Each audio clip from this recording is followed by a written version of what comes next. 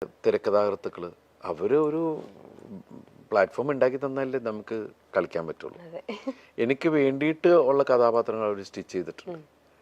അപ്പം ഞാൻ സിനിമയിൽ വന്ന സമയത്ത് എനിക്ക് പൊക്കമില്ല, വണ്ണമില്ല എന്ന് ഞാൻ ഏതൊക്കെ ഇന്റർവ്യൂവിൽ പറഞ്ഞിട്ടുണ്ട്. പക്ഷെ എനിക്കൊരു 6-6 അടി പൊക്കമൊക്കെ ഉണ്ടായിരുന്നെങ്കിൽ തവിടുപൊടി പിന്നെ പണ്ടേ ഇവിടുന്ന് പോയിട്ട്. കാരണം ഞാൻ ചെയ്ത പല വേഷങ്ങളും എനിക്ക് ചെയ്യാൻ പറ്റില്ലായിരുന്നു. ഇപ്പൊ കുഞ്ഞുകൂനനോ ചാന്തുപൊട്ടോ മായമോഹിനിയോ അങ്ങനെ പച്ചക്കുതിര ഇതൊന്നും പൊക്കത്തിന്റെ പേര് കാറ്റഗറൈസ് ചെയ്ത് മാറ്റി. എന്ന് വെച്ചാല് അതല്ല, ഒരു നോർമൽ ഇതിൽ നിന്ന് മാറുമ്പോൾ നമ്മള് ഇയാളെന്തേ കാണിക്കണേ എന്നൊക്കെ തോന്നിക്കഴിഞ്ഞാൽ നമ്മള് പക്ഷെ അല്ലാത്തൊരു നോർമലായിട്ട് നമ്മുടെ നോർമൽ ഒരാളാണ് ഞാൻ. അപ്പൊ ആ ഒരു നമ്മൾ കൺമുമ്പിൽ കാണുന്ന കഥാപാത്രങ്ങളിലൂടെയാണ് നമ്മൾ പോയിക്കൊണ്ടിരിക്കുന്നത്. അപ്പൊ ചില സമയത്ത് ആദ്യമൊക്കെ നമുക്ക് സങ്കടം ഉണ്ടായിരുന്നു, ഒരു 6 അടി കിട്ടിയിരുന്നെങ്കിൽ ഞാൻ കാലക്കേനെ എന്നൊക്കെ ഒരു കാര്യമില്ല എന്നുള്ളത് പിന്നെ മനസ്സിലായി. പക്ഷെ ഒരുപാട് നല്ല കഥാപാത്രങ്ങൾ അത് കാരണം കഥാകൃത്തുക്കൾക്ക് അവർക്ക് ഉണ്ടാക്കാൻ പറ്റി. അത് എനിക്ക് കിട്ടി, ദൈവാനുഗ്രഹം. നമുക്ക് അടുത്തൊരു സെഗ്മെന്റിലേക്ക് അടക്കാം. 2 ആൾക്കാരുടെ 2 സിനിമകളിലെ 2 പേരുകൾ വീതം പറയും. അപ്പൊ അതിൽ നിന്ന് ദിലീപേട്ടന്റെ ജീവിതത്തിൽ ഉണ്ടായിട്ടുള്ള എന്തെങ്കിലും ഓർമ്മകളോ മാറ്റങ്ങളോ ഒക്കെ പറയാം. ഒരു മിനിറ്റ്, നേരത്തെ ചോദിച്ചത് ഇതില് സരസമായിട്ടുള്ള കഥാപാത്രങ്ങൾ ഏതാന്നൊക്കെ അല്ലേ? ഞാൻ ചെയ്തിട്ടുള്ള 99% കഥാപാത്രങ്ങൾ ഞാൻ എൻജോയ് ചെയ്തിട്ട് ചെയ്തിട്ടുള്ളതാണ്. അതുകൊണ്ട് നമ്മൾ ഈ പറയുന്ന പോലെ മാതാപിതാക്കളോടൊക്കെയാണ് ഇതിൽ ഏത് മക്കളെ നിങ്ങൾക്ക് ഇഷ്ടം ചോദിക്കണ പോലത്തെ ഒരു അവസ്ഥയുണ്ട്. എല്ലാം ഞാൻ ഇഷ്ടപ്പെട്ട് ചെയ്തിട്ടുള്ളതാണ്. ഞാൻ എപ്പോഴും അങ്ങനെ എന്നെ ചിരിപ്പിക്കാൻ പറ്റണം മറ്റാൾക്ക്, എന്നാലേ എനിക്ക് വേറെ ആളെ ചിരിപ്പിക്കാൻ പറ്റുള്ളൂ.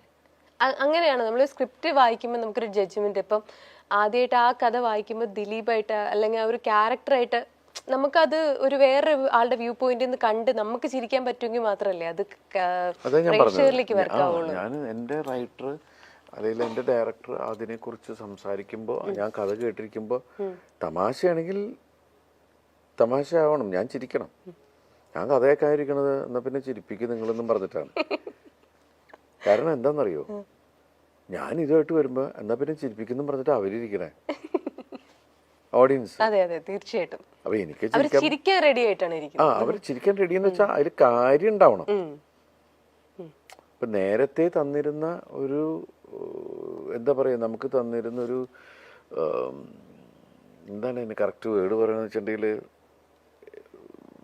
റിസപ്ഷൻ എന്ന് വെച്ചാല് ഒരു പരിഗണന എന്നൊക്കെ പറയില്ലേ. ഇപ്പൊ എന്തെങ്കിലും തമാശ പറഞ്ഞാലും ആ പോട്ട് ചിരിച്ചു വിട്ടേക്കാം എന്ന് പറഞ്ഞു. പക്ഷെ ഇപ്പൊ എന്ന് വെച്ചിട്ടുണ്ടെങ്കിൽ അതിന്റെ ഇത് കൂടി. കാരണം എന്ന് വെച്ചിട്ടുണ്ടെങ്കിൽ ഉത്തരവാദിത്വം കൂടി എന്ന് വെച്ചിട്ടുണ്ടെങ്കിൽ നമ്മള് ദൈവമേ ചിരിക്കണേ. കാരണം വെച്ചിട്ടുണ്ടെങ്കിൽ കരയിപ്പിക്കാൻ എളുപ്പാ, നമ്മുടെ പ്രാരബ്ധം പറഞ്ഞാൽ മതി. ചിലപ്പോൾ സങ്കടമായിട്ട് കരയും. ചിരിപ്പിക്കൽ വലിയ പണിയാ. അത് ചിരിപ്പിക്കുന്ന ആരാണെങ്കിലും ഞാൻ ഭയങ്കരമായിട്ട് ചിരിക്കാൻ ആഗ്രഹിക്കുന്ന ഒരാളാ, മനസ്സിലായില്ലേ? അപ്പോൾ ഈ മിമിക്രിയിലെ മിക്ക ആൾക്കാരുടെയും ഫാനാണ് ഞാൻ. എപ്പോഴും ഇവരുടെ ഓരോ കാര്യങ്ങൾ കണ്ടിട്ട് തന്നെ പിന്നെ ഞാൻ വിളിച്ച് പറയും ചെയ്യും. അവരുടെ ഷോർട്ട് ഫിലിം കണ്ടാലും മറ്റു തമാശകൾ കണ്ടാലൊക്കെ വിളിച്ച് പറയും. എങ്ങനെ കാവ്യ ചേച്ചിയും മീനാക്ഷി മാമാട്ടിയൊക്കെ സിനിമ കണ്ടോ? വോയിസ് ഓഫ് സത്യനാഥൻ കണ്ടോ? കണ്ടു. അവര് ചെന്നൈയിലാണ് കണ്ടത്. അവിടെ ഹൗസ്ഫുള്ളായിരുന്നു. ഭയങ്കരമായിട്ട് എൻജോയ് ചെയ്തു. അവര് എന്നെ 2 പേരും 3 പേരും. അപ്പൊ ചെറുത് ഭയങ്കര ചിരിയായിരുന്നു എന്ന് പറയണ്ടേ. അപ്പൊ കാവ്യ കണ്ട് ഇവള് ആവശ്യമുള്ളിടത്തും ചിരിക്കണ്ട, ആവശ്യമില്ലാത്തടത്തും ചിരിക്കുന്നു ഇവള് ഇതൊക്കെ പറഞ്ഞിട്ട് അവളെ കളിയാക്കുണ്ടായിരുന്നു. നീനുട്ടിയും എന്നെ വിളിച്ചു പറഞ്ഞു, അച്ഛാ നന്നായി അച്ഛാ, എൻ്റെ ഫ്രണ്ട്സൊക്കെ ഉണ്ട്, അവർക്കൊക്കെ ഭയങ്കര ഇഷ്ടമായി. അതിൽ കാവ്യം പറഞ്ഞു ഭയങ്കരമായിട്ട് എൻജോയ് ചെയ്യേണ്ട ആളുകള് എല്ലാവരും. പിന്നെ ഫീൽ വരുന്ന സമയത്ത് ആണുങ്ങളടക്കം കണ്ണ് നനയുന്നുണ്ട്, എല്ലാവരും കണ്ണൊക്കെ എന്നെ തുടയ്ക്കുന്നുണ്ട്. നമ്മളിങ്ങനെ നോക്കൂല എന്താണ് ഇതിൻ്റെ ഒരു അവസ്ഥ എന്നൊക്കെ തോന്നുന്ന ഒരു ഇതല്ലേ. അപ്പൊ എല്ലാവർക്കും ദൈവാനുകരിച്ച് നമ്മുടെ ഒരു ഫാമിലി എന്റർടൈനർ അല്ലേ.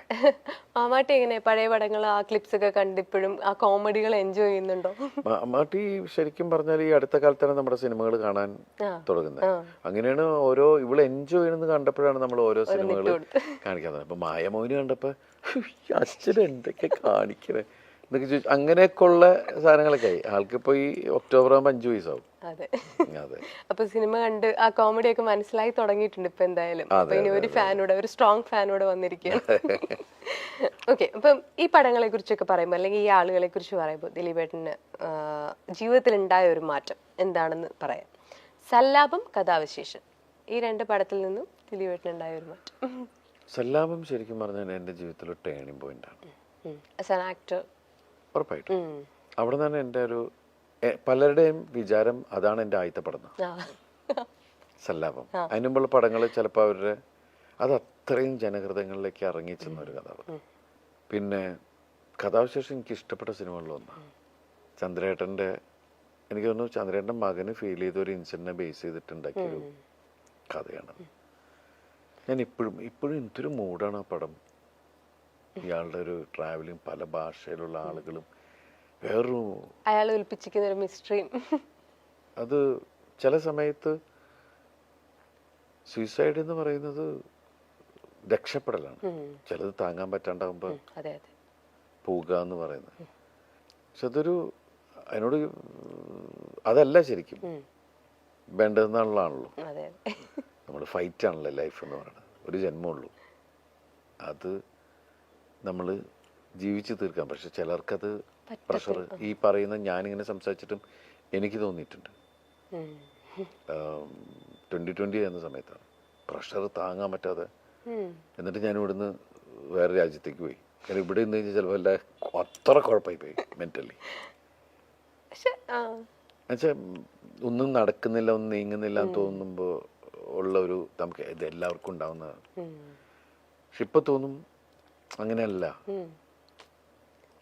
അതൊരു പരിഹാരമല്ല. കാരണം നമ്മളെ ഡിപ്പെൻഡ് ചെയ്തിരിക്കുന്ന ഒരുപാട് ആൾക്കാരെ ഇരുട്ടിലാക്കിയിട്ട് നമ്മൾ രക്ഷപ്പെട്ടു. അത് ശരിയല്ല എന്ന് തോന്നുന്ന ഒരുപാട് കാര്യങ്ങളുണ്ട്. കഥാവിശേഷം പോലത്തെ ഒരു സീരിയസ് പടത്തെ കുറിച്ച് പറഞ്ഞപ്പോൾ ചോദിക്കട്ടെ, നമ്മൾ ചിരിപ്പിക്കുന്ന സിനിമകളാണ് ദിലീപേട്ടൻ്റെതായിട്ട് നമ്മൾ കൂടുതൽ കാണുന്നെങ്കിലും ഒരു ക്രൈം ത്രില്ലറിന്റെ ഒക്കെ പോലത്തെ ഭാഗങ്ങളിൽ നിന്നും ദിലീപേട്ടൻ അങ്ങനത്തെ കഥകൾ എപ്പോഴെങ്കിലും കേൾക്കുന്നുണ്ടോ? അങ്ങനത്തെ കഥകളിൽ ഇനി ദിലീപേട്ടനെ കാണാൻ പറ്റുമോ? ഉണ്ട്. ഞാനിപ്പോൾ 1-2 സിനിമകൾ അങ്ങനത്തെ കമ്മിറ്റ് ചെയ്തിട്ടുണ്ട്. മീൻസ് ഒരു ആക്ടറെ സംബന്ധിച്ചിട്ട് എല്ലാ ജോണറും അങ്ങനെ പോവുക എന്ന് പറയുന്ന ഇതില്ലേ. നമ്മൾ ഏതൊരു സംവിധായകൻ്റെ അടുത്ത് ചെല്ലുമ്പോൾ ആ സംവിധായകൻ്റെ മുമ്പിൽ ഒരു വെള്ള പേപ്പറായിട്ട് പോവുക. അയാൾ അദ്ദേഹത്തിൻ്റെ രീതിക്ക് അദ്ദേഹം വരച്ച് അതിനെ സ്കെച്ച് ചെയ്യുക എന്ന് പറയും. അപ്പം അതാണ് നമ്മുടെ മനസ്സിലാഗ്രഹം. എനിക്കറിയാം ജനങ്ങൾ എന്നിൽ നിന്ന് കൂടുതൽ എൻ്റർടൈൻമെൻറ്റ് സിനിമകളാണ് ആഗ്രഹിക്കുന്നത്. എനിക്കും ചെയ്യാൻ അതൊക്കെ തന്നെയാണ് ഇഷ്ടം. പക്ഷെ എന്നാലും എല്ലാ തരവും നമ്മൾ ചെയ്യണം. അതെ. ഈ 2 വ്യക്തികളെ കുറിച്ച് പറയുമ്പോൾ അവർ ജീവിതത്തിൽ കൊണ്ടുവന്നിട്ടുള്ള വലിയ മാറ്റങ്ങൾ. കമൽ, ലാൽ ജോസ്. കമൽ സാറ് എൻ്റെ ക്യാമറയുടെ മുമ്പിലാണ് ഞാൻ ആദ്യം തന്നെ മീൻസ് സ്ക്രീനിൽ എന്നെ കാണുന്നത്. പിന്നെ എൻ്റെ ഗുരുനാഥനാണ്. കാരണം വെച്ചാൽ ഞാൻ അദ്ദേഹത്തിൻ്റെ കൂടെയാണ് വർഷങ്ങളോളം ഉണ്ടായിരുന്നത്. എനിക്ക് 8-9 ഫിലിം ഞാൻ ഇപ്പോഴും കിടന്ന് ഞാൻ കമൽ സാറിൽ ആ ഒരു ഇതിൽ കണ്ട ക്വാളിറ്റി എന്ന് വെച്ചാൽ, ബോസ് ചിലപ്പോൾ താഴെയുള്ള ഒരാളെ വെച്ച് പടം ചെയ്യണമെന്ന് നിർബന്ധമില്ല, അസിസ്റ്റന്റിനെ വെച്ചിട്ട്. അപ്പോൾ ആ ഒരു ഇതിൽ എനിക്ക് കമൽ സാറിനോട് ഭയങ്കര റെസ്പെക്ട്. കാരണം വെച്ചിട്ടുണ്ടെങ്കിൽ ഞാൻ ആ സമയത്ത് വേഷം ചെയ്തു വന്നു, ഇതായി. പിന്നെ അത് കഴിഞ്ഞ് സല്ലാപം ചെയ്തു. സാർ എന്നെ വെച്ചിട്ട് ആദ്യമായിട്ട് ഇൻഡിപെൻഡൻറ്റ് ഹീറോ ആവുന്ന ഒരു പടം അതാണ്. പിന്നെയാണ് കല്യാണവും സൗന്ദര്യവും ഒക്കെ വന്നത്.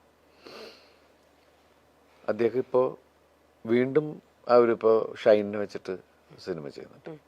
അപ്പോൾ ആ ഒരു ഈഗോ എന്ന് പറയുന്ന സാധനം ഉണ്ടല്ലോ, ചില ആൾക്കാരെ നമുക്ക് പറയാൻ പറ്റൂല. മനുഷ്യനാണ്. കാരണം എന്നെക്കാൾ എൻ്റെ അസിസ്റ്റൻ്റായിട്ട് ഇന്നവനെ വെച്ചിട്ട് ഞാനിതിന് സിനിമ ചെയ്യണമെന്ന് തോന്നിക്കഴിഞ്ഞാൽ അത്രേ ഉള്ളൂ. പക്ഷെ അത് നമ്മളിൽ എവിടെയോ ഒരു കലാകാരനുണ്ടെന്ന് തിരിച്ചറിഞ്ഞപ്പോൾ ഈ വേഷം അവനെ ഏൽപ്പിച്ചാൽ അത് നന്നാവുമെന്ന് തോന്നുന്നൊരു സാധനമല്ലേ കമൽ സാറ്.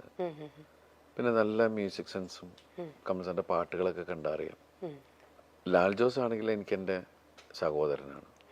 എൻ്റെ വീട്ടിൽ എൻ്റെ അച്ഛന് ലാലുവിനെ പരിചയപ്പെട്ട സമയം തുടങ്ങി മൂത്ത മോനെ പോലെ കാണുന്ന ഒരാളാണ്. എൻ്റെ വീട്ടിൽ എന്തെങ്കിലും ഞങ്ങൾ ഇതുള്ള പ്രശ്നമാണെങ്കിൽ അവൻ വരട്ടെ എന്ന് പറയും. അങ്ങനെയുള്ള ഇതുണ്ട്. അത്രയും ഫാമിലി അറ്റാച്ച്ഡ് ആണ്. ലാലുവിൻ്റെ അപ്പച്ചനും അമ്മയാണെങ്കിലും ലാലുവിൻ്റെ വീടാണെങ്കിലും ഞാൻ ഇടയ്ക്ക് പോയി നിൽക്കുന്നൊരു വീടാണ്.